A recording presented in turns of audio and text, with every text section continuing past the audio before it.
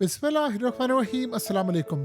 पहली मर्तबा बहरीन से डायरेक्टली ये मनाजिर आप देखिए, ईरान पर अटैक कर दिया गया है। और ईरान पर बहरीन से जो अटैक हुआ है वो मिसाइलों से हुआ है, ड्रोन से हुआ है, और ये सीधा आकर ईरान में गिरे। अभी तक की सूरत हाल यही थी कि जो भी अटैक होता था वो अमेरिका आता था, उसके जहाज आते थे, वो अटैक करते थे, चले जाते थे। अब जो अटैक हो रहा है वो इसराइल, जाहिर सी बात है, अटैक करता था, और अमेरिका गल्फ कंट्रीज से जो उसके फ्यूल टैंकर से उठते हैं वो इसराइल की मदद करते रहे। अब पहला अटैक हुआ है जो डायरेक्टली बहरीन से ईरान पर हुआ है, तो क्लियरली ये एक बड़ी जंग डिक्लेयर हो चुकी है। अब बहरीन खुलकर इस जंग में कूद पड़ा है।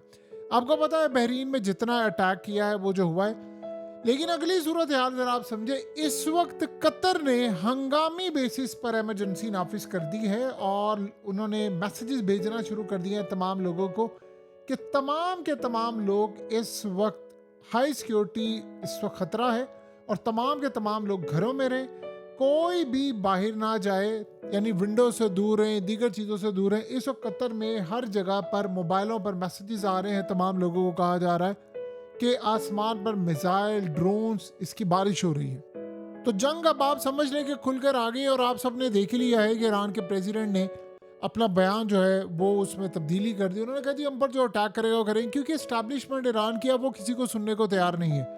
तो उन्होंने अटैक करना शुरू कर दिया है। अब हुआ क्या है कि ईरान ने बहरीन पर पलट कर अटैक कर दिया है। यानी एक तो अटैक हुआ था, अब ईरान ने बहरीन पर पलट कर अटैक किया है। उन्होंने कहा जी हम पर अटैक हुआ है, तो अब उन्होंने किया है कि उन्होंने मिसाइल मारने शुरू कर दिए, और बड़े सख्त मिसाइल मारे गए हैं इस वक्त। और ये सूरत हाल मुकम्मल तौर पर आउट ऑफ कंट्रोल हो गई है। साथ ही ईरान ने ऐलान कर दिया है कि अमेरिका की अगर हिम्मत है तो आ जाए, फिर जो भी यहाँ से शिप लेकर जाएगा, जो भी गल्फ वाटर्स में आया, हम उस शिप को डुबो देंगे, तबाह कर देंगे, जो भी साथ हमला होगा उसको भी तबाह कर देंगे। और इस वक्त सूरत हाल ये है कि एक वेसल जो सऊदी अरब की यानी जानिब से थी, यानी सऊदी वाटर्स के करीब, तो वहाँ पर ईरान ने उसको टारगेट किया है। अब ये अमेरिकी नेवी की है वो शिप था, और कैसे उसको टारगेट किया, क्या सूरत हाल है, ये सारी चीज़ें आने वाले वक्त में पता चलेगी। लेकिन जो अजीबो गरीब सूरत हाल इस वक्त पैदा हो रही है वो आई है इसराइल की जानिब से। इसराइल ने अपनी आवाम को कहा है कि अब हम आपको गारंटी नहीं दे सकते कि अब हम आपको बताएं कि सायरन बजे या वार्निंग जारी करें कि ईरान के मिसाइल आ रहे हैं। उन्होंने कहा जी असल में अब हमारा सिस्टम जवाब दे गया है। अब हुआ यह है कि ईरान यही तो चाहता था। ईरान ने इसराइल पर इतने मिसाइल मारे, इतने मिसाइल मारे हैं, उनका अर्ली वार्निंग सिस्टम तबाह कर दिया है, जॉर्डन में अर्ली वार्निंग सिस्टम तबाह कर दिया है, कतर का कर दिया है, और इसराइल में तबाही की है। अब वो जो मिसाइल आते थे वो दूर से पता चलता था, और लोग सोए होते थे और अचानक से सायरन बजते थे, उठ जाते थे, और उनको लगता था मिसाइल है, वो सीधे शेल्टर में चले जाते थे। अब मामला बड़ा अजीब व गरीब और डिफरेंट है। अब जो मिसाइल आ रहे हैं ईरान से वो कह रहे हैं कि अब गारंटी नहीं है, क्योंकि अब पता ही चल रहा है कि आखिरी 1.5-2 मिनट में उनको पता चलता है कि मिसाइल, पहले 15-20-25 मिनट पहले पता चल जाता था, 10-15 मिनट पहले पता चल जाता था, लोगों के पास टाइम होता था। अब पता ही चलता है कि अभी आया और 1 मिनट के बाद तबाही होगी। तो वो कह रहे हैं जी अब हमारा सिस्टम काम नहीं कर रहा, हम आपको गारंटी नहीं दे सकते कि ये अब होगा या नहीं होगा, लेकिन हम आपको सिर्फ इतना बता रहे हैं कि आपने अपनी तैयारी अब खुद पूरी रखनी है, अब हम कुछ नहीं आपको कर सकते। ईरान ने भी उधर अटैक करना शुरू कर दिया है, और ये सूरत हाल बहुत ज़्यादा इस वक्त ख़तरनाक हो गई है, बहुत ही ज़्यादा ख़तरनाक हो गई है। यानी सही मायनों में अब एक तबाही की तरह मामला जा रहा है। ईरान ने असल में यही स्ट्रेटजी अपनाई थी कि हम इनके पहले अर्ली वार्निंग सिस्टम तबाह करें कि इनको जो हमारे इनकमिंग मिसाइल आते हैं उनका ना पता चले, एक चीज़। फिर इनके इंटरसेप्टर तबाह करें। यानी आप ये सोचें कि आपका जो रडार होता है वो अगर नकारा हो जाए, आपको पता ही ना चल पाए, एक इंसान वो बेचारा अगर अंधा हो जाए, उसके पास उसकी आंखें काम ही ना करे, तो बताइए वो क्या करेगा, चाहे बॉडी उसके पास मौजूद है या जो भी सूरत हाल है। तो काफ़ी ज़्यादा इस वक्त परेशानी की सूरत हाल इस वक्त हो रही है। देखिए ईरान के ऊपर जो अटैक इस वक्त हो रहा है वो बड़ा अजीबो गरीब है। अब ईरान असल में कैसे तबाही कर रहा है, आप ज़रा ये मनाजिर देखें। ये है स्टेट ऑफ हॉर्मस के मनाजिर। ये चंद दिन पहले से अगर आप गौर करना शुरू करेंगे तो चंद दिन पहले होता कुछ ये था कि स्टेट ऑफ हॉर्मस में जहाज़ आ रहे थे। आप देख रहे हैं ट्रैफिक कितनी ज़्यादा है, बड़ी तादाद में जहाज़ आ रहे थे, जा रहे थे। फिर ऐसा ऐसा ये जो ऑयल टैंकर्स हैं या शिप है, शिपमेंट जितनी भी आ रही है ये कम होना शुरू हो गई, और इस वक्त मौजूदा सूरत हाल में कम होते होते होते ऑलमोस्ट ख़त्म हो गया। यानी अब किसी की ज़रूरत नहीं है कि ये चंद किलोमीटर का जो रास्ता है इसको अबूर करके पहुंच सके। सारे ईरान से डर रहे हैं, और यही रास्ता बेसिकली वो था जहां पर इन्होंने कहा है कि हम मदद करेंगे। यानी यूएस नेवी ने कहा था कि हम ईरान के खिलाफ खड़े हो जाएंगे, हम देखते हैं कि कौन करता है। ईरान ने कहा है कि अगर आप में इतनी हिम्मत है तो आप आ जाएं, और हम इंतज़ार कर रहे हैं कि कौन आता है, हम फिर देखिए उसके साथ क्या हशर करते हैं। सो अब कतर ने बड़ा क्लियरली कहा है आवाम को कि आप रहे। यानी इस वक्त शदीद खतरा कतर के अंदर भी पैदा हुआ है, मिसाइल पर मिसाइल आ रहे हैं, और सबसे बड़ी सूरत हाल ये पैदा हो रही है कि ट्रंप इस वक्त सबसे ज़्यादा परेशान है, क्योंकि जो इंटेलिजेंस मालूमात आ रही हैं उसमें अब अमेरिका ये जंग जीता हुआ नज़र नहीं आ रहा। देखिए असल में मसला सारा ये है कि ईरान ने जो जिस तरह की तबाही की है वो इतनी ज़्यादा ख़तरनाक थी। इन्होंने एक्सपेक्ट नहीं किया था कि ईरान इस तरह की तबाही करेगा, और अब ट्रंप बार बार कहता जा रहा है जी ईरान सरेंडर करेगा। ये सरेंडर वाली सूरत हाल है। यानी आप अंदाज़ा करें कि ये इस वक्त की मौजूदा सूरत हाल है जिसमें ईरान इस वक्त टारगेट कर रहा है मिलिट्री बेसिस को। ईरान ने कहा जी हम तो जो टारगेट कर रहे हैं वो मिलिट्री बेसिस को टारगेट करें, अमेरिका के डिफेंस सिस्टम को टारगेट करें, तो बाकी सूरत हाल जो है वो दुनिया को हमें नहीं पता। ईरान ने असल में अमेरिका के रेडार सिस्टम को तबाह किया है, गल्फ कंट्रीज़ के मिसाइल सिस्टम मुकम्मल तौर पर ख़त्म करने की उन्होंने कोशिश की है। तो काफ़ी ज़्यादा इस वक्त परेशानी का सामना करना पड़ा है इन सारे ममालिक को। अब अमेरिका इस सारे पागलपन में एक नई हरकत करने के लिए जा रहा है, और इससे आपको अंदाज़ा होगा कि क्या तबाही है।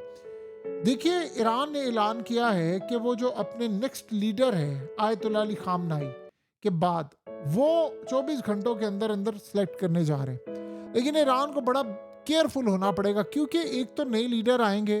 देखिए अगर तो ईरान के सुप्रीम लीडर के बेटे आते हैं तो काफ़ी मामला तय हो जाएंगे, वरना निचले लेवल पर तो कोई ग्रुप सुन नहीं रहा। ईरान के प्रेसिडेंट ने जो बात की है आज कि जी वो हम लोग अब ये मैं माजरत करता हूँ फलाना करता हूँ, आप सोचो उनको अपना बयान वापस लेना पड़ा है।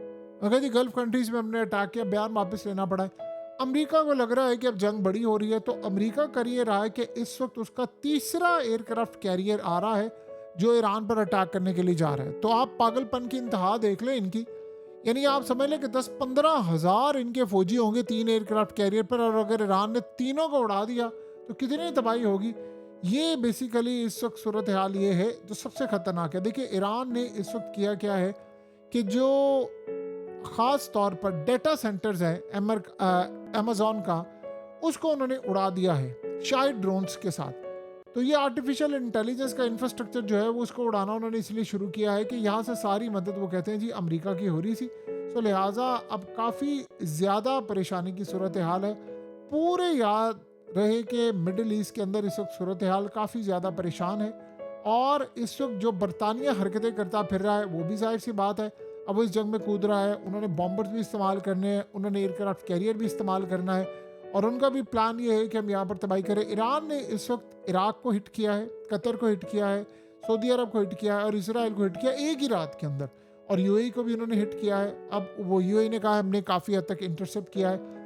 अब इसराइल कर ये रहा है कि ईरान पर डायरेक्टली स्ट्राइक कर रहा है, और जाहिर सी बात है उसके जो तैयारे आते हैं उसको मदद मिलती है। अमेरिका के फ्यूल टैंकर्स उठते हैं, वो उसको फ्यूल करते हैं, और ट्रंप बार बार कह रहा है ईरान को तुम सरेंडर करो सरेंडर करो। तो ईरान इस वक्त जो जंग लड़ रहा है वो बड़ी ख़तरनाक जंग है, और वो सबसे बड़ी शायद इस वक्त जंग होनी जा रही है, और ये शायद ये पूरे रीजन में फैल जाएगी जब बरतानिया भी इसमें शामिल होगा और दीगर ममालिक भी शामिल होंगे। तो आप ये ज़हन में रखिएगा कि फिर लड़ाई जो है वो बड़े पैमाने पर इस वक्त होने के लिए जा रही है। सो अब आने वाले वक्त में हालात काफ़ी ज़्यादा अपसेट होते हुए नज़र आ रहे हैं।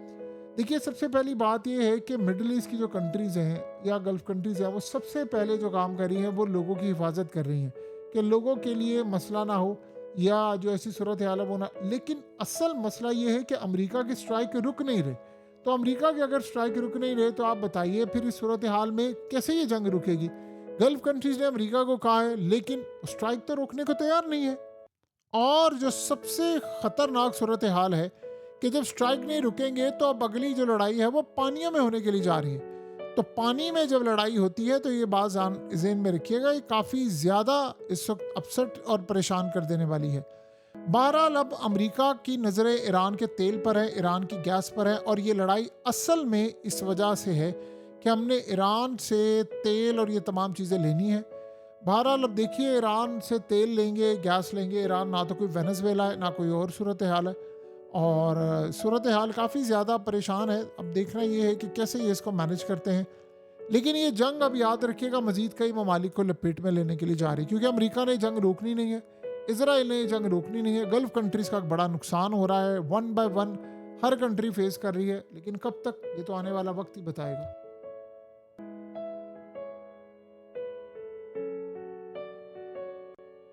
हकीकत टीवी को सब्सक्राइब करना मत भूलें, वीडियो को लाइक करें, शेयर करें और कमेंट सेक्शन में अपनी राय का इजहार ज़रूर करें।